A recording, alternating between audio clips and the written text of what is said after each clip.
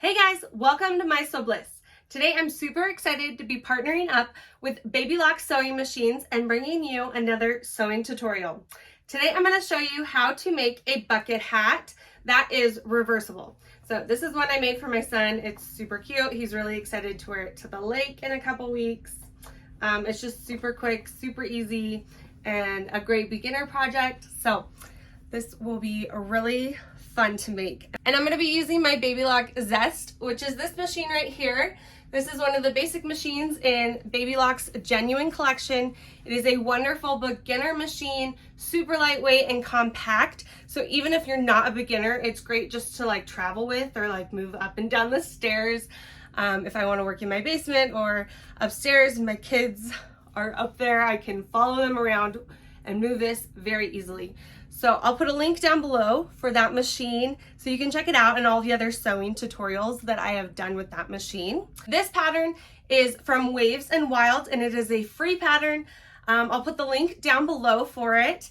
It ranges from extra small for kids to extra large for adults. So it has a really nice range and it's free and it's just awesome. And then you're just gonna need your basic sewing supplies. I am gonna show you that I'm gonna be interfacing mine. I'm using a lightweight cotton and a lightweight rayon for my two fabrics.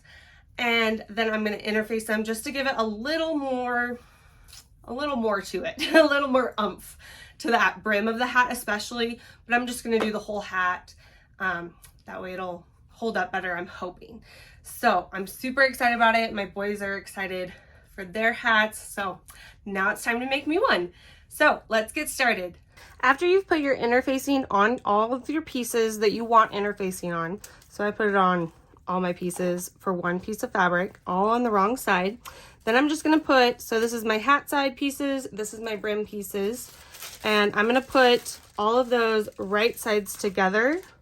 So matching up the same fabrics with each other, just taking that apart and matching up these straight edges on the side. And I'll pin those in place, and then I can take all four of these pieces over to the sewing machine.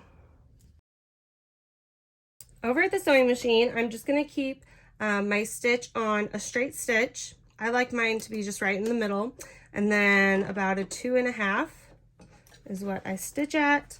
And I'll just stitch down those straight edges, making sure to back stitch at the beginning and the end.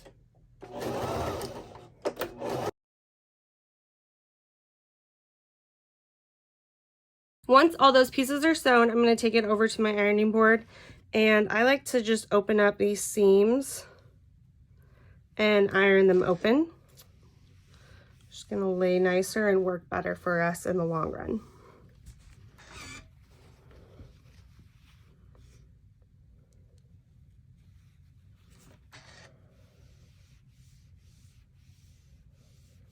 For our next step, I'm going to take these brim pieces, so that's going to be the bigger pieces like this when they're laying flat. I'm going to open them up and put them right sides together. So my inner fabric and my outer fabric of the brim, I'm putting right sides together. I'm just going to match up those seams on the edge, and then I'm going to go along the outer edge, and I'm just going to pin them together, matching up this raw edge so that I can get it ready to sew. Back over at the sewing machine, I'm just going to stitch along that outer edge that I pinned together, making sure I back stitch at the beginning and the end. One thing that's good to do before we turn this right sides out is to clip the curves. And I have these pinking shears, and they just cut little triangles in the fabric and make it so it's not as bulky when I iron it right sides out. So I'm just gonna cut all the way around it. If you have pinking shears, great. If not, you could do it with some scissors, or just grade your seams, which is cutting it so it's not as bulky. It's always hard to get over this right here. Okay, so yeah, I'm just gonna go all the way around and make sure you don't cut into that seam that you just sewed. Once you've thinned those edges a little bit, then we're just going to turn this right sides out and iron it really good to give it that nice crisp edge that you want, and to keep the two fabrics separate. So I just kind of like pinch it like this and finger press it first and make sure it gives that nice crease, and then you can see how like the fabric stays on one side and that fabric's on that side. So that way when you reverse it, it looks really nice. So once you've finger pressed that and gotten those edges out nicely, then you can just bring your iron over and make sure it's pressed again really nicely.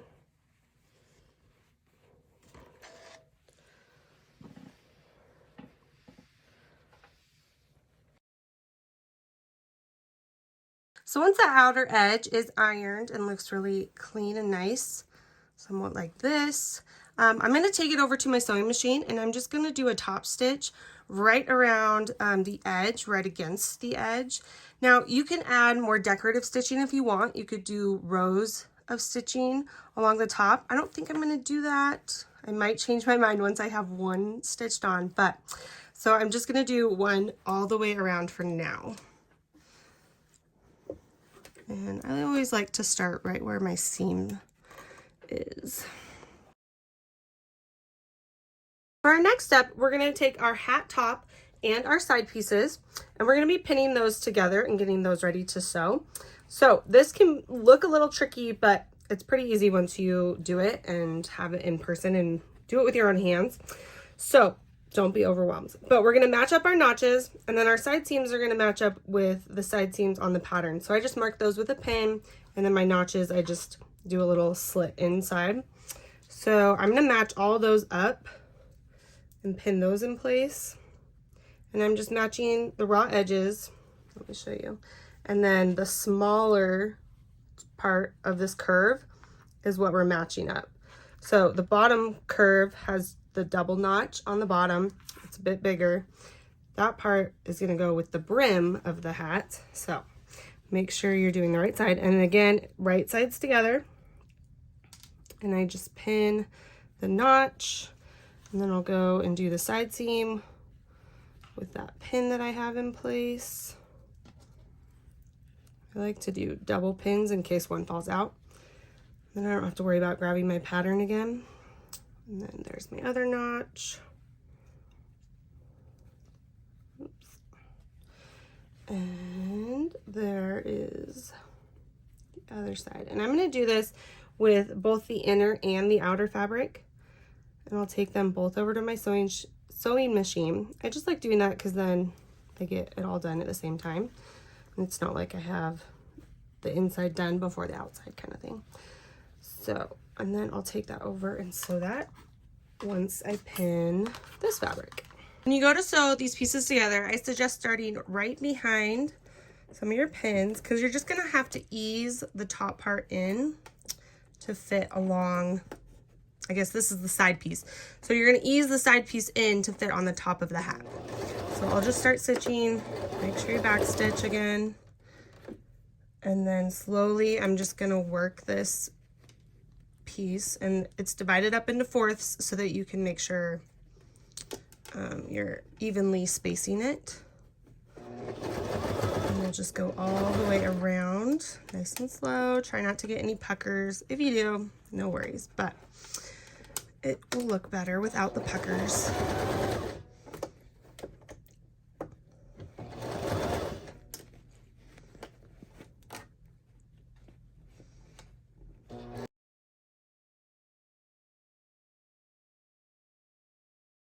When you have both of those sewn, it'll look like a bucket. If you interfaced it, it'll probably sit like a bucket too. But now I'm going to clip that seam just like I did for the brim of the hat. And we'll just do that real quick on both pieces. When that's complete, I'm going to turn the top of my hat right sides out. So it's going to look like this. And this is just one of the pieces that I'm using right now. And I'm going to take the brim of my hat and put it right sides together. So whatever side is going to be showing with the top of the hat. So Mine are the same fabrics. Maybe yours are different. But I'm going to match up the side seams.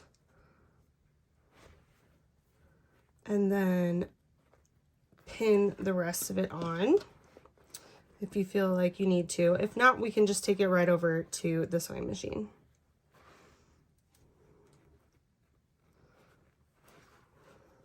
And there are those double notches, then I'm going to pin those too as well.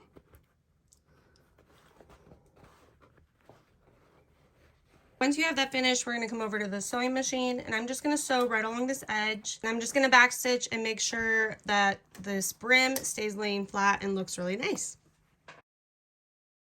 Once I have that brim sewn on, I'm going to trim that one more time right along the edges, and then we'll add the other top piece.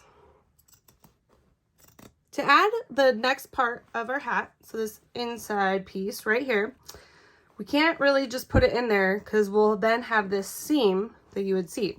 So what we're gonna do is with both pieces like this, you want this turned with the right side's on the inside.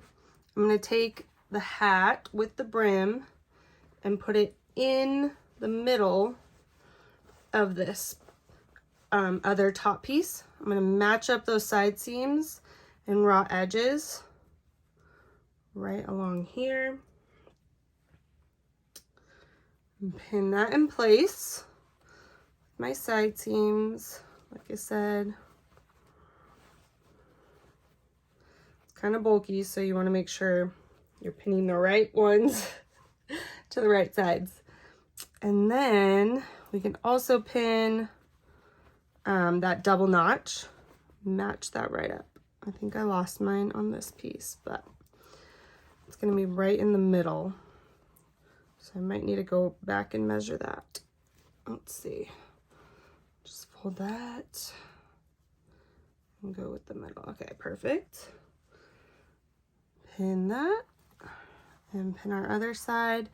And then we're just going to ease stitch it in just like we did before. So this is just the reverse side.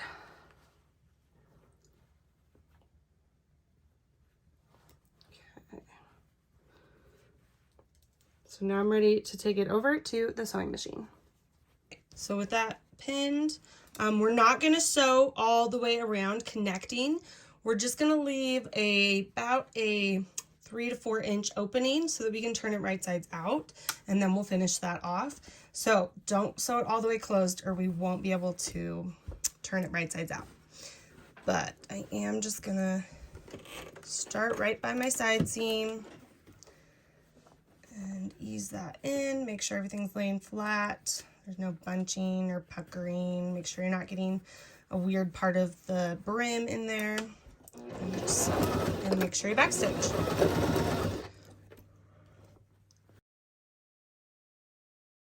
After you've got that sewn, you can turn it right sides out, unless you need to trim it again. I'm not going to because it's just a really thin layer. But if it's a thicker layer, like your interface layer, you'll probably want to trim it. Okay, so we are almost done with the hat. Next, I'm going to take it over to my ironing board, and I'm going to iron right around this edge flat. And especially this opening that we just turned it, I'm going to make sure the raw edges are tucked in and iron that so that we can top stitch that closed and really finish off our hat. To finish off the hat, I'm going to go around and do my top stitching, making sure I close that opening that we turned it right side out. So it's just right along here. I'll be stitching through all layers of the hat.